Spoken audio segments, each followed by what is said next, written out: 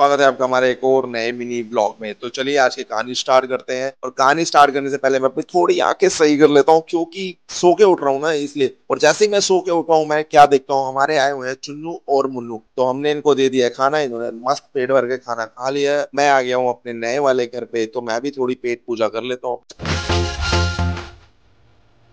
सुबह का चाय नाश्ता खत्म करने के बाद मैं आ गया हूँ पुराने वाले घर में वापस, क्योंकि आज है हमारा वर्क फ्रॉम होम। तो चलिए अपना काम स्टार्ट करते हैं।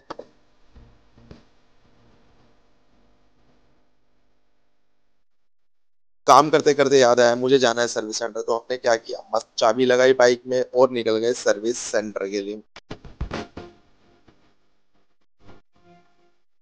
सर्विस सेंटर पहुंच के मैं क्या देखता हूँ कि बहुत ज्यादा भीड़ हो रखी है। तो मैंने कुछ नहीं किया, मैंने जॉब कार्ड बनाया और बैग कर दी हैंड ओवर। अभी हमारी बाइक उन्होंने रख ली अपने पास, वो चेक करके कल या परसों तक हमें वापस देंगे। तो अभी हम चल रहे हैं पैदल पैदल घर को।